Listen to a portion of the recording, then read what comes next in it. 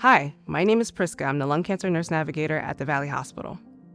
And I'm Dr. Robert Korst. I'm the Chief of Oncology Surgical Services, as well as the Chief of Thoracic Surgery at Valley Hospital.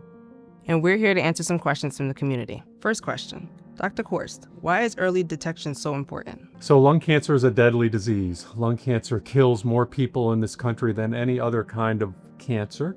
And our only hope to cure people is to detect it early. So we have many more options for patients with earlier stages of lung cancer, and many of these options are curative. And so who would be a candidate for lung cancer surgery? So first of all, as we just discussed, it's patients who have mainly early stage disease, but also patients have to be, fit enough to withstand surgical treatment for lung cancer, because really that is the mainstay of the surgical options.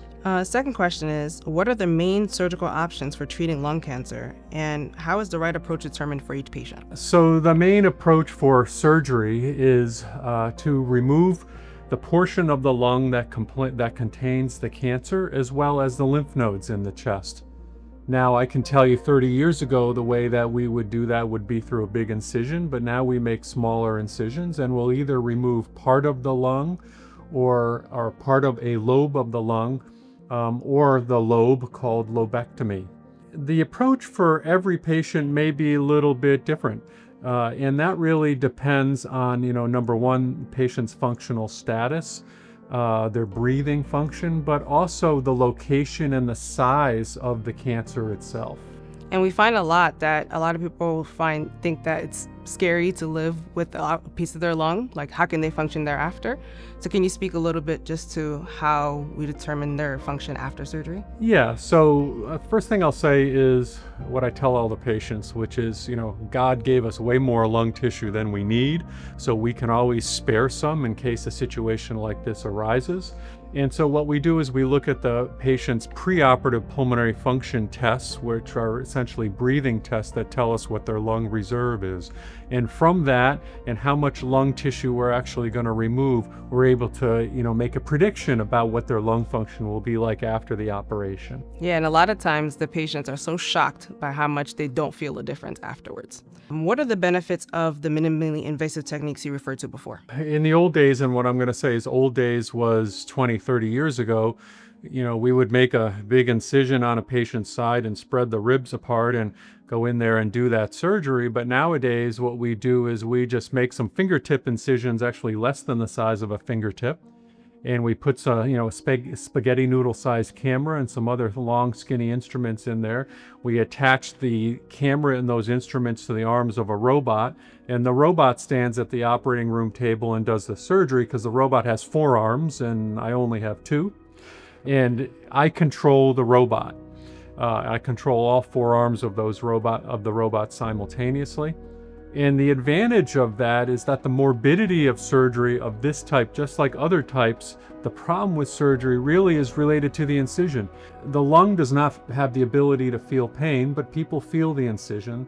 And if we can reduce the size of the incision drastically, patients get out of the hospital faster, less complications, less pain, back to their lives faster. Agreed. And some people are honestly shocked after surgery that they feel like nothing even happened. Not to say that everybody has that same experience, but the minimally invasive techniques do attribute to that. What can patients expect during recovery, and what are some possible risks? Again, because the incisions are so small, when patients get home from the hospital, the day they get home, they're fully functional. So fully functional means activities of daily living. They'll get up in the morning, they'll make some breakfast, they'll do some light stuff around the house, go up and down the stairs, go out for a walk, things like that. We don't want them driving right away or lifting heavy things right away. And most people, pain-wise, are pretty much okay with just Tylenol or Advil. We do give a prescription for something a little stronger in case they need it, but a lot of people don't need it, and that's again a tribute to the small size of the incisions. And in terms of the risks of surgery, it's like any other surgery that people can have, and we talk about 2 main categories of risks or complications.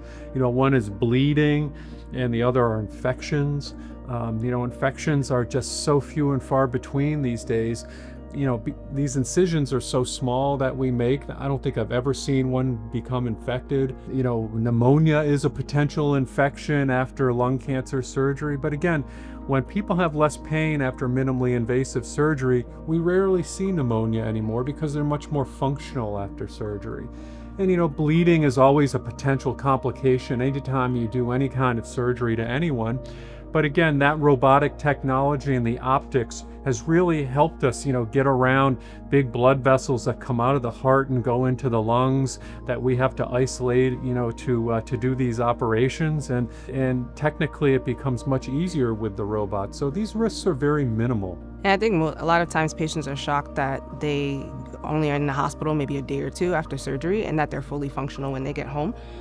Some people do experience some nerve pain, but that's usually very manageable and it goes away with time. Why should patients consider Valley Health System for their lung cancer care?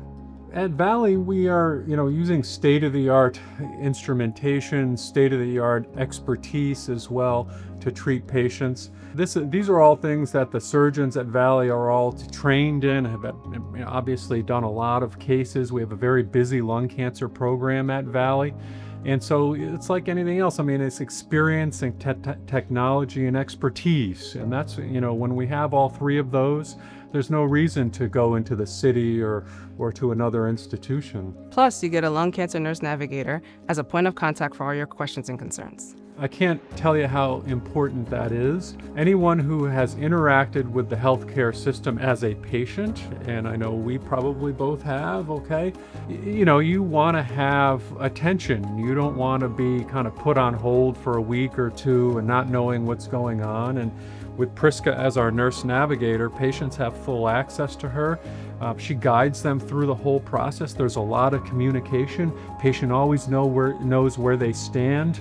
And that's really, really important in these really trying times for patients who are diagnosed with this disease. For more information about lung cancer surgery, or lung cancer screening, please feel free to visit Valley's website.